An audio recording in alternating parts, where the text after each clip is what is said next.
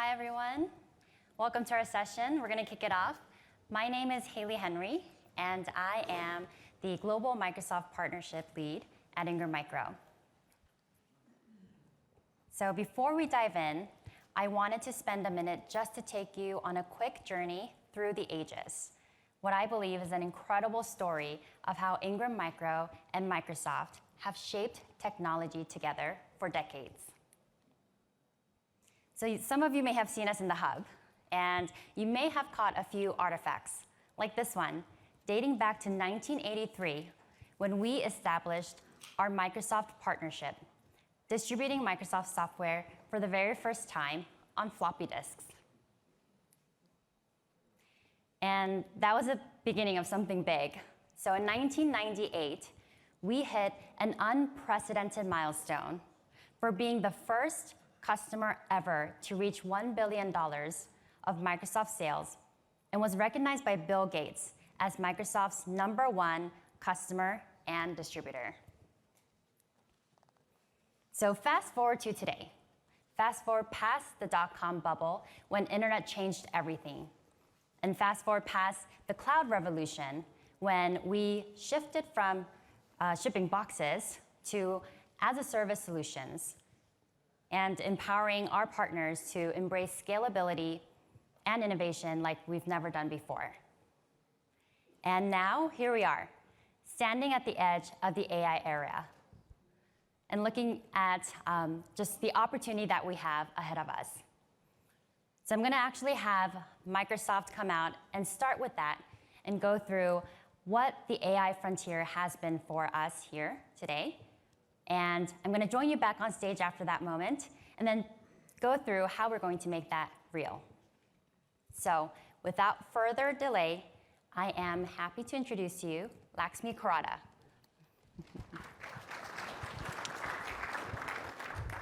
Hi, everyone. Hope you all are having a great Ignite. Thank you for your time today to come here and spend time with us. I'm Laxmi Korada. I'm the Cloud and AI Platform Solution Area Lead for our SMEC channel partners. So let's talk about what is a typical AI journey for a customer, right? When you see they start with a little bit of a Copilot adoption or build some custom AI solutions, and then they build some small solutions or agents and integrate with some of their systems, right? So the agent sprawling would start happening. But then where they fail is that they may not have a great AI strategy, right? Or AI governance put in place. And that's where most of the projects fail in a given organization, right? But the firms which we think as frontier firms, they may have or they will have an AI governance, AI strategy end-to-end thought through so that they can be successful and they can go over that blocker of the challenge where they do a bunch of POCs, pilots, or maybe some rookie installments or deployments, but then nothing happens from there. So many of you would have seen that, hey, I have, many partners talk to me and they say that, hey, I have done these many pilots, these many POCs, but they don't translate into a large AI opportunity for me. How can you help? How can Microsoft help? And that's where we see the difference between an organization that thinks through end-to-end AI strategy versus more thinks, okay, I saw in an airport lounge about AI and let me deploy some agent and be me too, versus thinking end-to-end strategy and deploying it, right?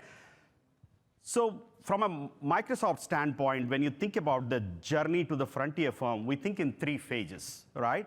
In the first phase, where we see every employee has an AI assistant to make you more productive, more effective in your own work. It helps you to do your work. You can build some personal agents using your Copilot, deploy, and become more productive, more efficient.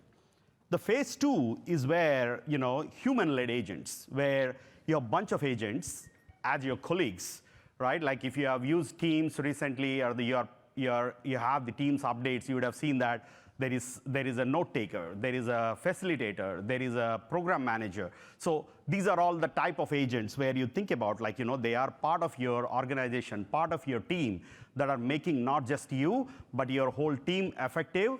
And also, they are making you to be on time, to be delivering. They are following up with you. Hey, what about this update and all that, right? But when you think about phase 3, that's where we think about the real transformation is come, where we are like imagining an organization where it is all operated by agents led by the human, right? And that's where we see that the real transformation coming, right? But you may think about, okay, my customer is not in any of these phases. You may say that, right?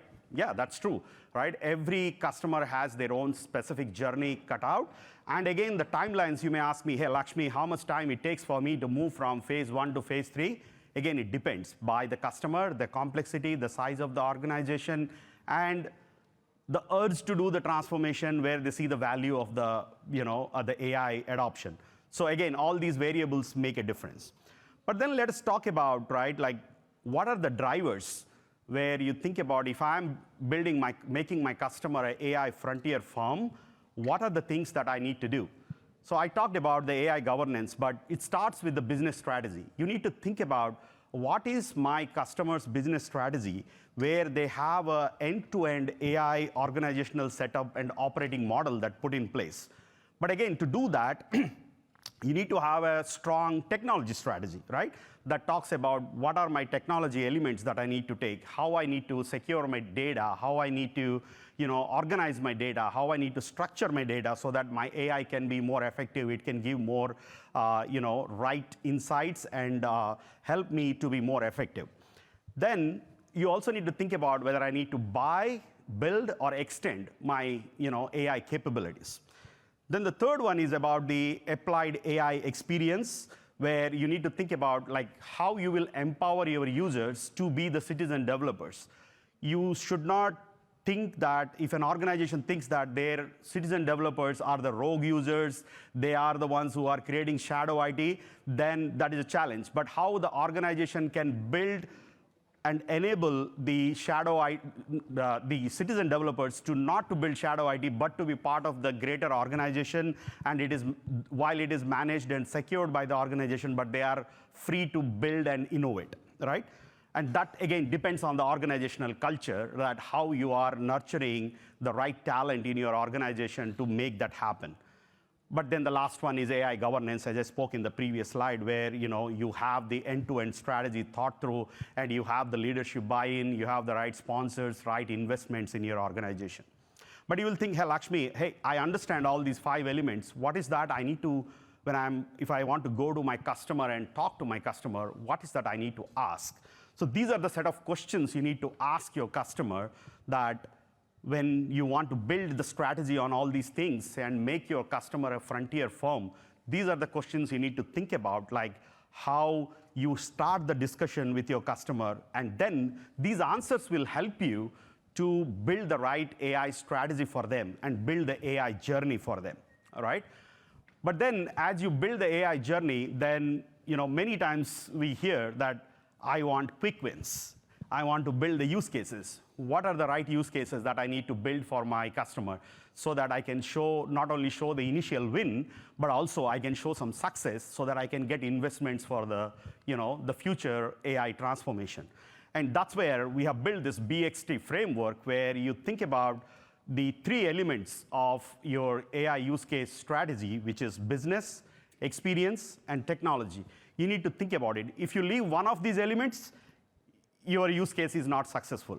It has to be business relevant, it has to be giving the best experience to your users, and it has to be built on the right technology elements that you need not to go back and do the course correction. If you have thought through any of these elements in a wrong way or not factored, you will see that you need to come back and refactor, re-engineer, rebuild the same AI solution again and again and again. And that would frustrate not only to your customer, but also it adds a lot of dollars and cost of your innovation. Then when you think about the technology aspect, Microsoft provides tons of tools, right? But that's where the question comes, where should I start? What should I adopt? what is relevant to me, what is not relevant to me. And that's where I share this insight where you can think about where you can start. If you are building a persona-based copilots or agents, you need to think about how I can build small cookie-cutter solutions with Copilot Studio and GitHub. And then if I'm building a more personal agents that again just can be built within the Copilot. But if you are integrating with other SaaS solutions, other applications in your organization, you can extend that using connectors and agents. But if you are trying to integrate your agents, your AI ecosystem with the data and insights in your organization, you are transforming your business processes, that's when you need to think about Microsoft Foundry. But again, if you see that, the licensing is very different. Some are per user based, some are more metered by the services.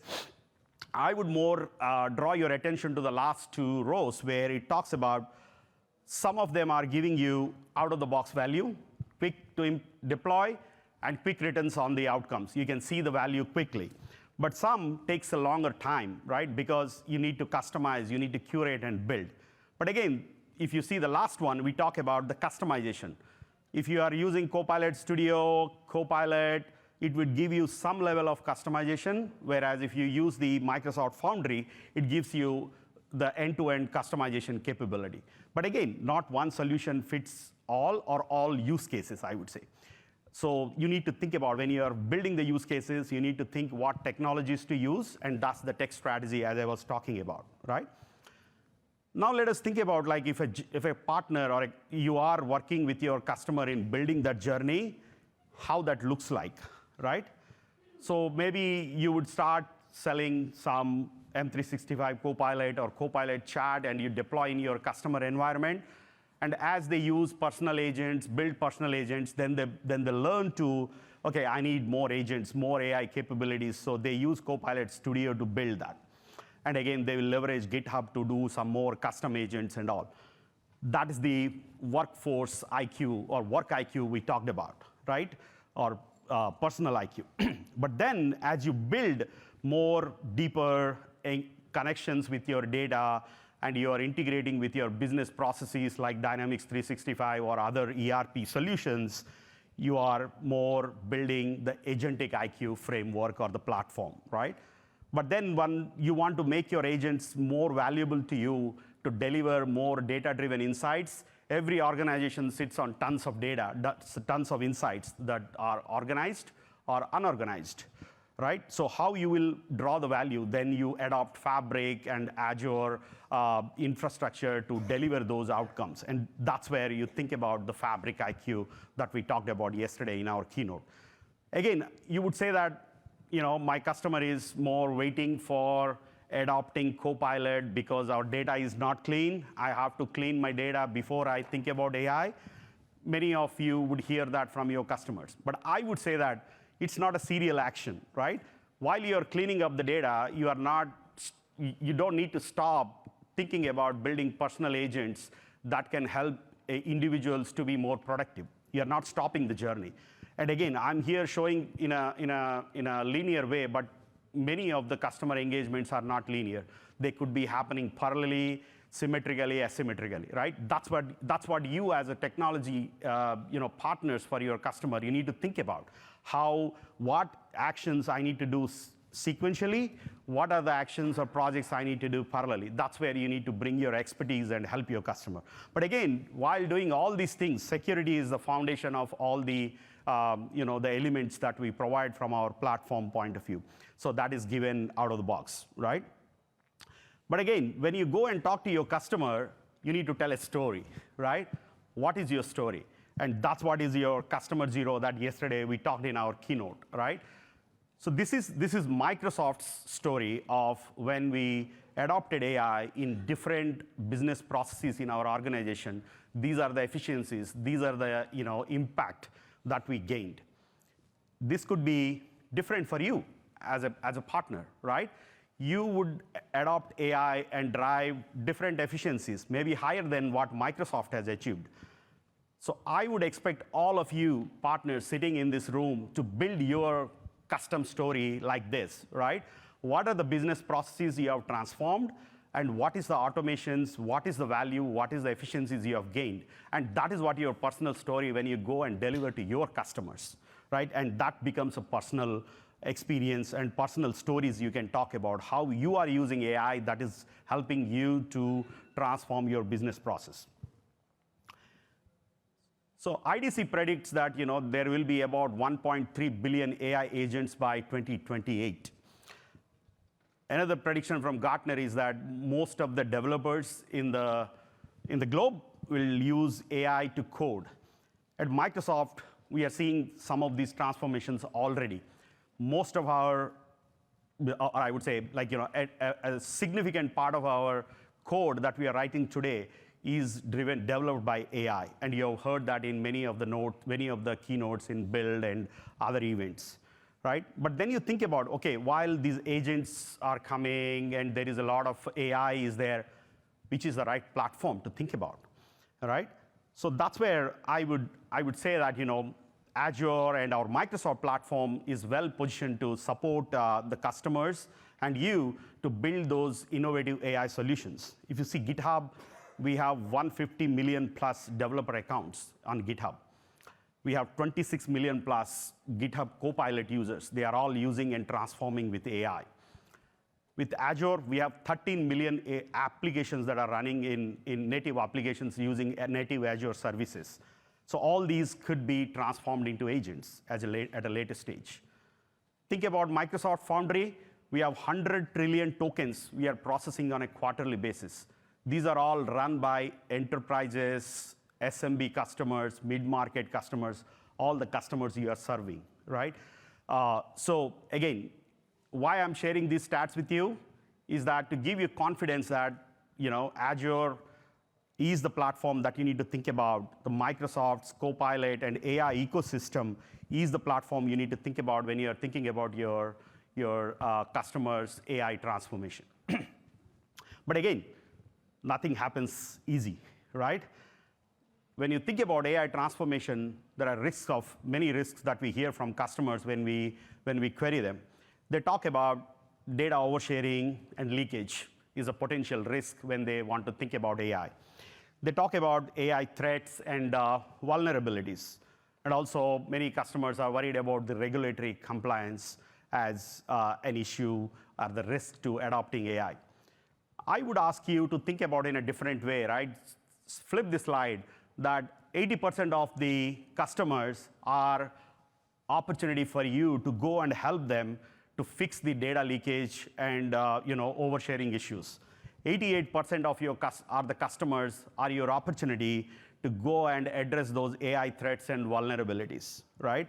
And same applies to more than 50% of customers who are concerned about regulatory compliance, help them build those AI governance frameworks so that they can address those. These are all partner opportunities. These are all opportunities for you to build those right services, right offerings that you can deliver to your customer so that you can make profitable business out of it, right? So again, all customers are not transforming from a POC to a production, right? Only 14% of the projects are moving from POC to production. You may say, why? I'll go back to my initial slide where I talked about the 5 elements of the success. So that's where I was talking about. Not every firm is becoming a frontier firm. So that is a big opportunity for you, right? As partners, you need to go and help these partners to build the right way, start in the right way, strategize in the right way so that this 14% can become 80%, 90%, right? And then many of the organizations are seeing still they are experimenting with AI. They are not. Why? Because they don't know how the AI adoption is going to deliver value to them. If an organization is just thinking that if I adopt AI and I optimize my workforce, I optimize my productivity, that is a part of the AI, but there is a much more value to that, how they can transform the business, how they can think differently doing the business in the era of AI. That is what we need to think and help our customers to accomplish. So while I'm sharing this as a challenges, but I would say that these are all the partner opportunities. If you are a services partner, these are all the opportunities for you to go and leverage your capability so that they can transform and they can change the course of action, right? And now I would invite back Hailey on the stage to come and talk about how Ingram is imagining this AI era, how you can work with Ingram in shaping your AI journey. Hailey? Thank you.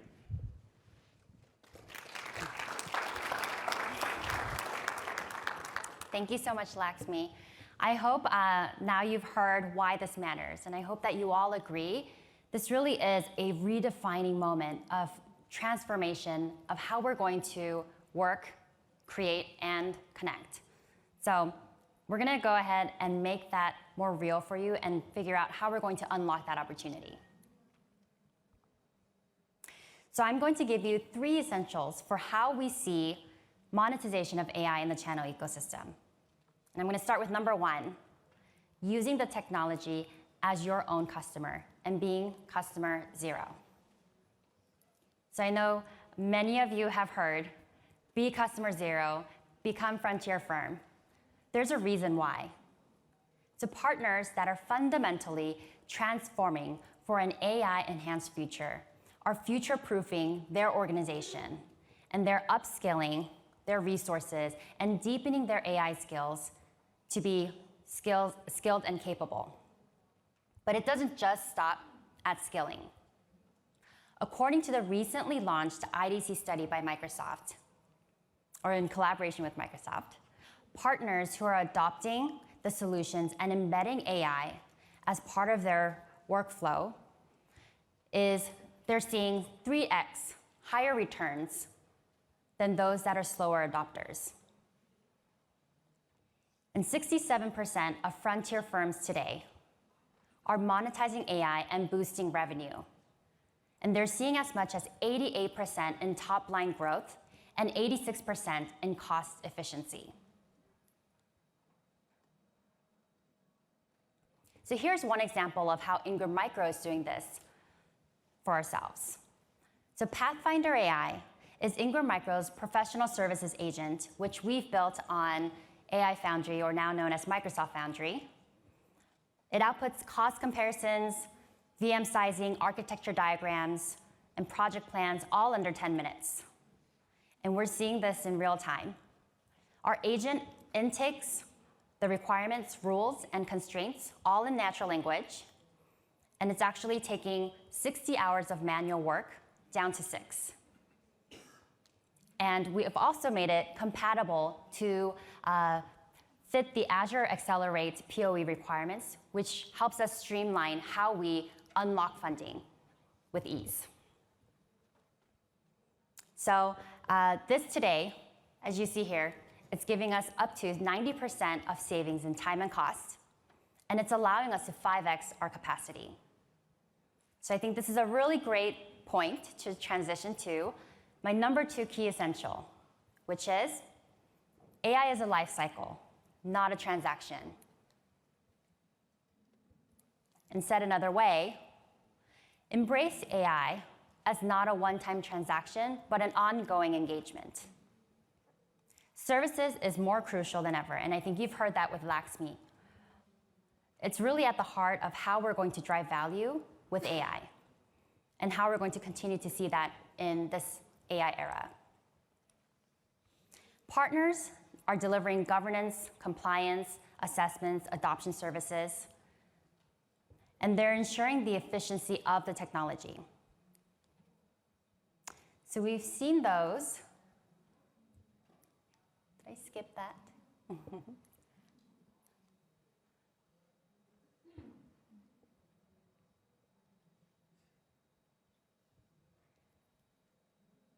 I think I got it. So we've seen those who are deeply invested in services making up to 30% in gross margins. And that's compared to 14% of those that are just doing the resale business. And partners who are highly engaged on Microsoft are generating about 62% of their revenue today on services. And they're monetizing the opportunity. And we see that even furthering with AI. And then we also see customer expectations shifting. So customers are now expecting more and more business outcomes and not just a product license. And they're looking to partners to be able to provide that. And partners who are not delivering value-added services are at risk of those customers looking to find a partner who is.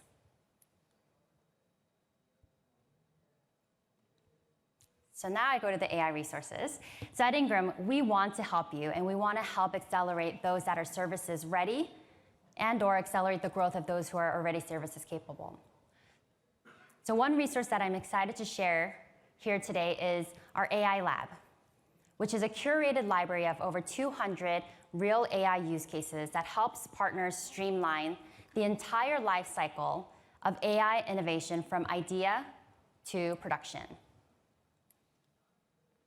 So you saw in Laxmi's slides about the BXT use case framework. So this helps to identify the use cases, and you can leverage AI Lab to quickly deploy the use case in your customer's environment. This AI Lab helps organizations identify high-impact AI use cases, build POCs in days, and scale to pilot or even full production in just weeks. And then you can see some of that in this video that you see scrolling here. But by providing all the necessary elements and including deployment blueprints and data model setup and security frameworks, everything that you need, partners can rapidly validate AI solutions and quickly get to speed to value. So in addition to the AI Lab, we provide additional benefits like AvePoint elements to allow you to efficiently manage multi-tenant environments for AI deployments. So this tool enables automation and remote management for efficient service delivery on AI engagements.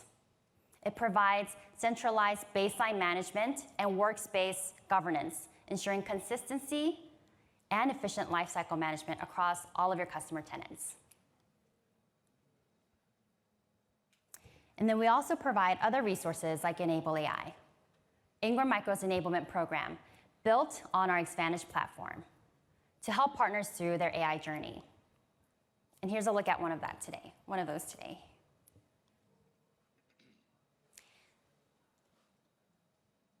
With AI maturity evaluations, growth tracks, and access to services, we can help you make AI more actionable.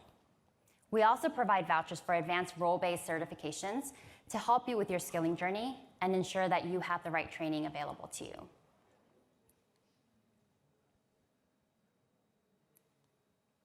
We also provide professional services, which we can deliver fully on your behalf, or we can do that in a co-delivery model. We have fully built services toolkits, or what I'd like to call toolkit in a box, to help you deploy and develop your service offerings, provide bootcamp frameworks, and more. And then Kappametrics is another one that helps you with readiness assessments, empowering you with AI-driven insights to allow you to maximize every opportunity. So my third essential is to scale your go-to-market. Microsoft recently made changes to the single destination, or to provide you a single destination for a consolidated Microsoft Marketplaces experience. With those changes, Microsoft is improving the ability to publish and rapidly provision agents in all of your solutions. So there's already 3,000 in there. There's a lot. And there's many, many more coming. So to not get lost in all the noise, we'll help you create the right solution bundles with the right service offerings and package that to accelerate deals that really give you a winning go-to-market offer. So before I close, I want to ask you a maybe controversial question. Are your margins shrinking? So in FY26, Microsoft consolidated their solution areas into 3 solutions that we know today and introduced significant changes, actually, to the FY26 incentive guide. And they're prioritizing growth in strategic areas designed to drive sustainable profitability. I wanted to show you a comparison of what that change looks like. So if you go from FY25 to FY26, you'll see the difference in what's shifted. And if you haven't seen this impact you today, there's a reason. You actually won't see that until February when it's retroactively applied to your account. But before we even get there and the way that you guys are rolling out today, consider, are we looking at your business the same way? So if you look at this, my key takeaway for you is, if you just maintain your existing business exactly the way that it is, and you're on constant recurring revenue, and you do nothing different, your margins will shrink. So you can no longer rely on reselling licenses. And with everything we saw today, you do need to put value into your service offerings and think of ways that we would incrementally grow your business so that you can succeed in this new incentive landscape. Everybody's done taking a picture. I'm going to go to the next slide. So here's a look at partner Acme, my partner Acme. With strong growth in Azure and modern work, this partner offsets their losses on strategic accelerator losses, the difference in the core rebates, as well as the impact on the discontinuation of the new customer ad incentive. So instead, this partner would benefit from earning more on the new growth accelerators. And you can see here, there's less on the recurring run rate and more on the growth opportunity, the incremental growth. And I know that's a lot because you have a 200-page incentive guide, and we don't expect you to be a PhD expert into it. So this is something that we're providing you. So it's really difficult today to get a clearer picture of what to expect in your earnings calculations, especially at time of sale. So at Ingram, we provide you with the tools to help you navigate your business, like this incentive calculator, to generate your earnings calculation and equip you to make informed decisions and maximize profitability. And with that, I will leave you with a QR code where you can go and access some of these resources. Let us know if you're interested in any of them, and we'd love to help you there. And reach out to us, talk to us, come visit us at the booth. And we look forward to helping you get set up for success in FY26. Thank you all so much for coming, and we hope to see you soon. Thank you.